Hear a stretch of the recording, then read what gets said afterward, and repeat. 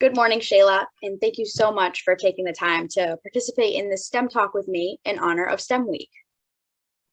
Very nice to be here, Sam. I'm proud to be invited to be interviewed. Thank you.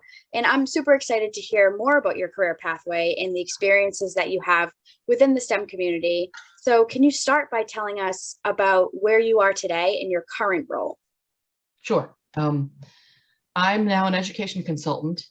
It's a choice I made about 2 years ago to go out on my own and look for some exciting projects and be able to, really pick and choose among the things that I felt were a really great opportunities for my sort of late stage career situation. I have several different consulting projects. They all revolve around the topic that's near and dear to my heart, which is college and career readiness for mostly high school students, middle school kids too. But I feel very dedicated to the proposition that we must do better in getting our young people ready for what choices they're going to make after high school. So my consultant work looks at that subject through several lenses, and this project that I've been retained for by the Cape Island Workforce Board, it squarely sits there with that STEM lens.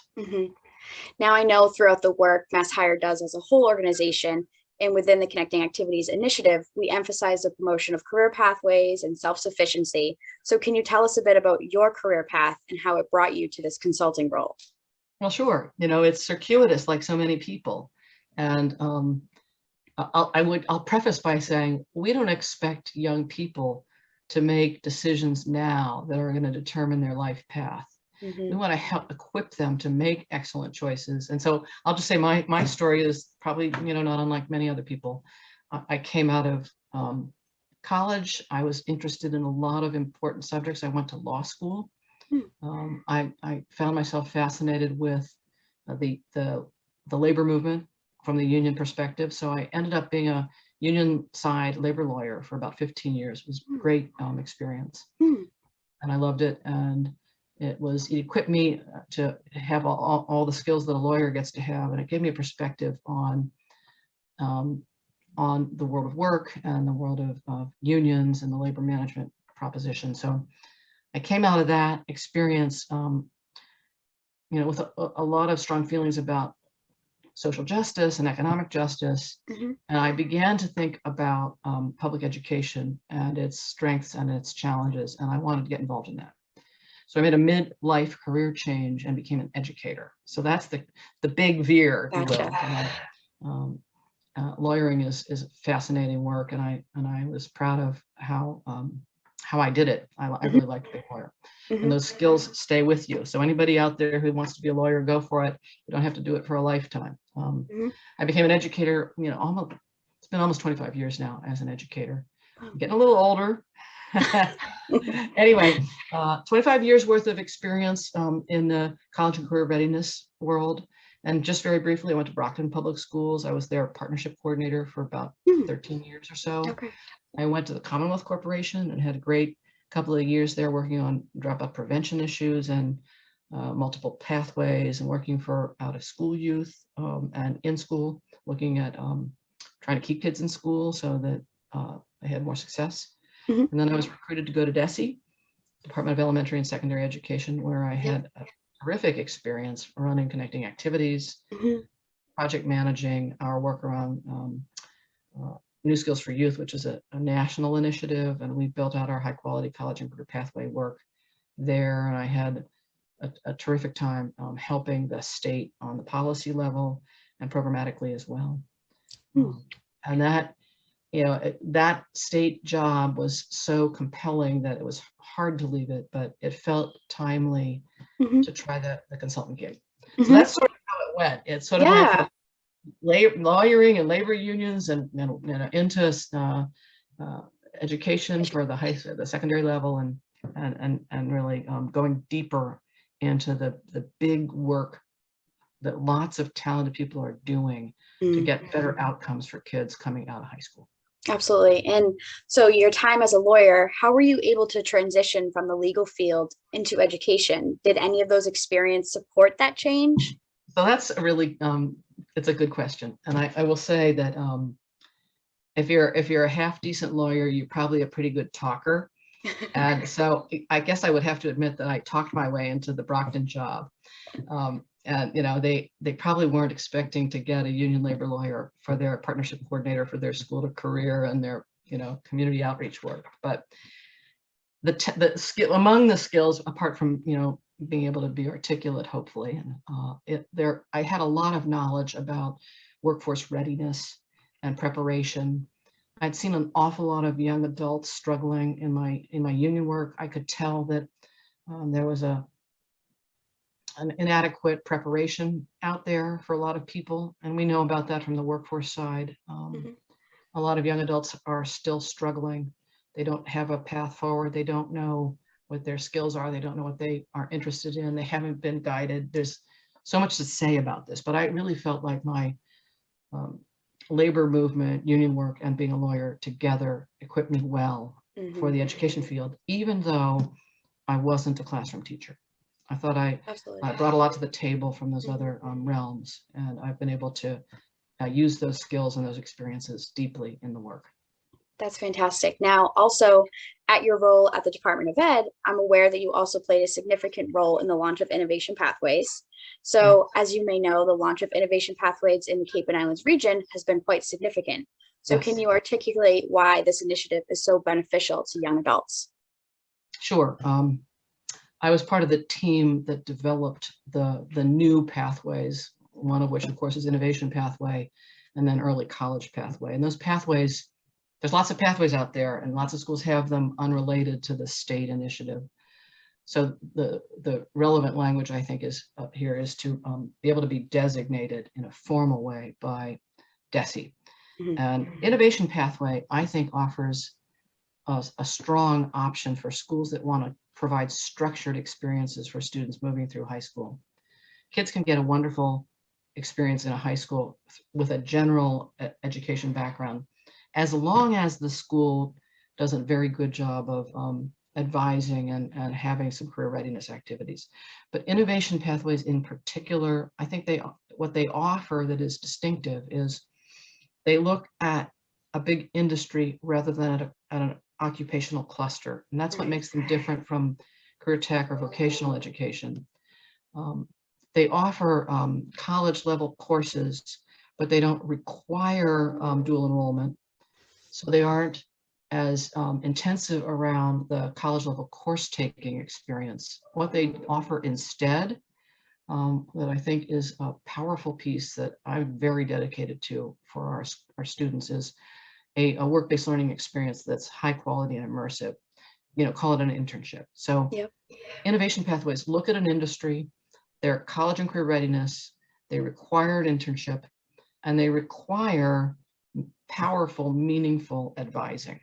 So the constellation of characteristics of an innovation pathway, I think, and we thought as a team at the state level, would really launch kids toward really a much better understanding of the choices students get to make around what kind of post-secondary education and what field. And so I actually think if a student goes through an innovation pathway, whether they fall in love with the industry or not, they will have a very, they'll have a learning experience that has deep connections to the external world, and they'll see the relevancy of the classes they might otherwise not love, the math, the English, the science, whatever. I hope that Innovation Pathways will bring academics to life for kids in a different way and really help students see the relevancy and want to work hard and excel. Definitely. So great. Yeah, I know with our relationships with the school, we have certainly seen firsthand how Innovation Pathways give students that competitive edge in priority sectors across the region. And as you mentioned in the beginning, you have recently launched your own business. So how would you say your eclectic background has helped you with the initiatives you are working on within your own business? Well, being an education consultant comes so naturally. It's probably not, it's not that entrepreneurial. It still is a small business, and I am very interested in doing work that is compensated. And the reason for that at this stage is and I love doing volunteer work, and I do a lot of that too. I do a lot of volunteer consulting along with paid consulting, and I love doing both of them. Sometimes in some contexts, being a business person and being compensated for your services, you might be taken a little more seriously.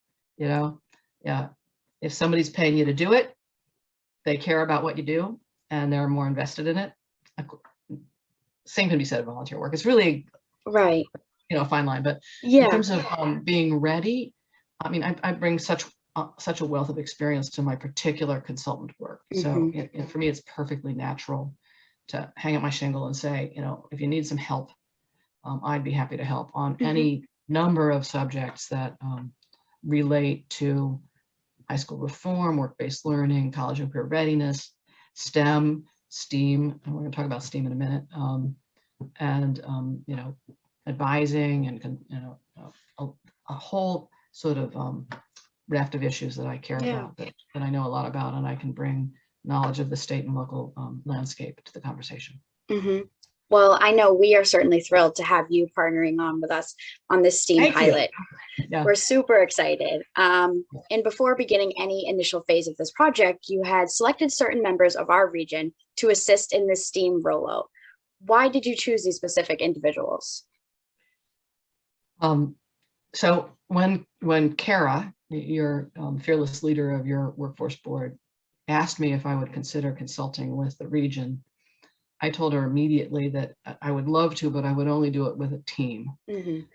I'm, like so many other workers these days, I love working in a team, and teams are important to me.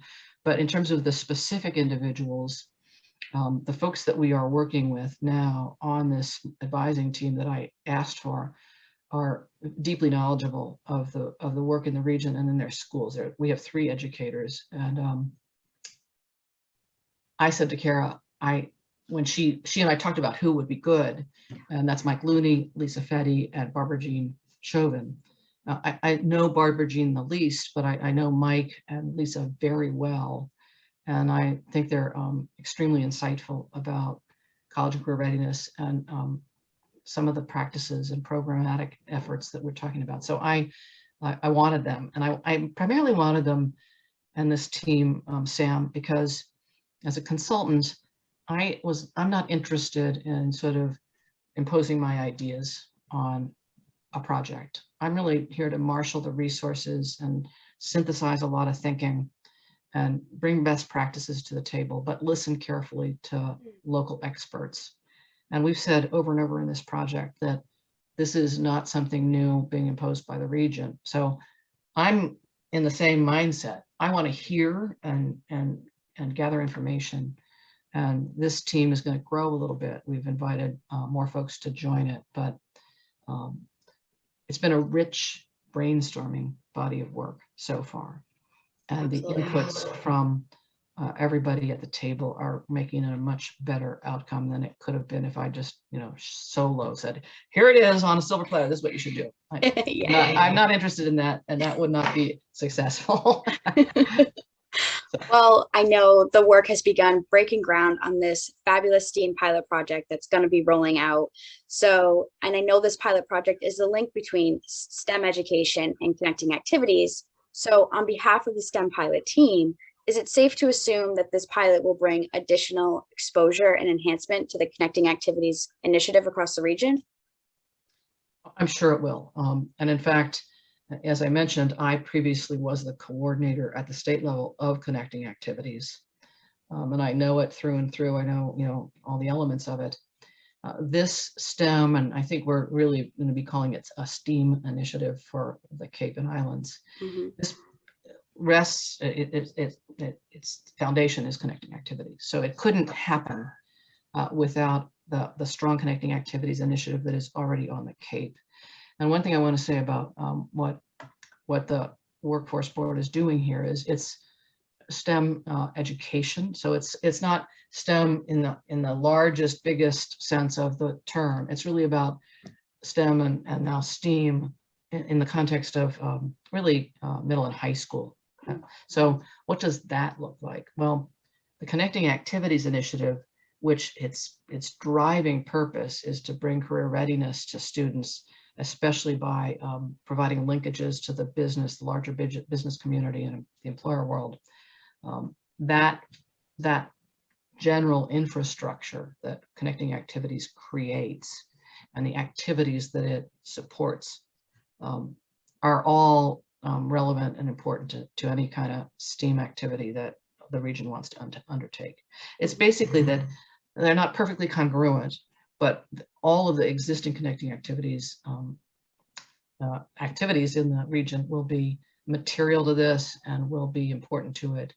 And the players, the partners, the school leaders that lead Connecting Activities will be the drivers of the STEAM work that the region now undertakes. I know as an employee here at Mass Hire, I've witnessed firsthand all the great work that our Connecting Activities partner schools are doing to promote STEM education. So I am super excited to see the launch of this STEAM pilot and how it assists in enhancing the great work that our schools are already doing. Now, do you have any advice you would give to young adults who are interested in entering the STEM community?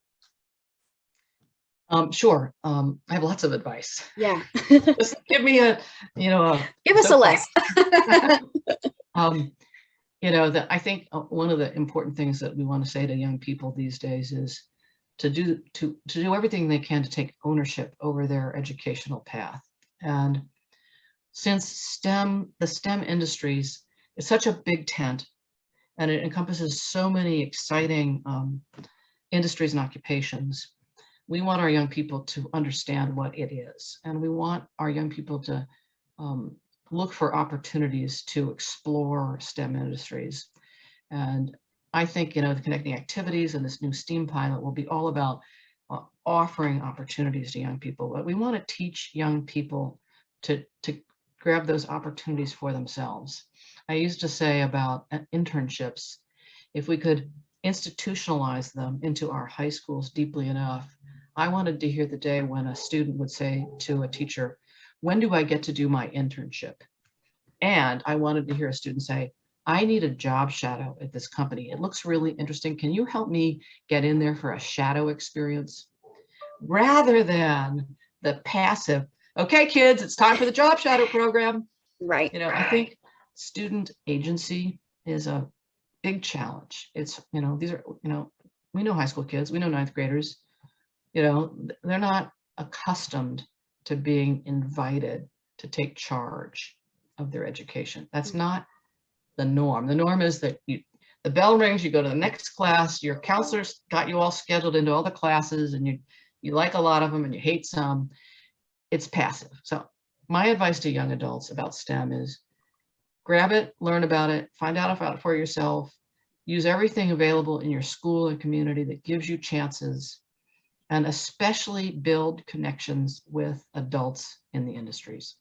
Look for your own social network in that world and build it.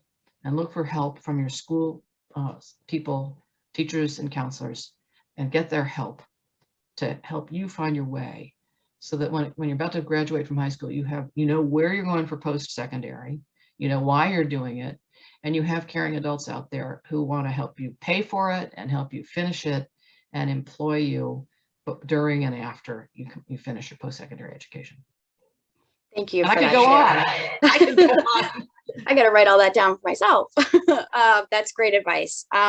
Now, putting yourself in a young adult's shoes right now, who might be exploring STEM, do you remember, have any personal experiences in STEM when you might have been at their stage in life? Well, that's a really fun thing. I mean, I don't want to bore people with my past life, but I will tell you, I was a very strong science student in high school. When I got to college, I fell in love with the humanities. So I did veer away from STEM academic, a STEM sensibility in the academic side.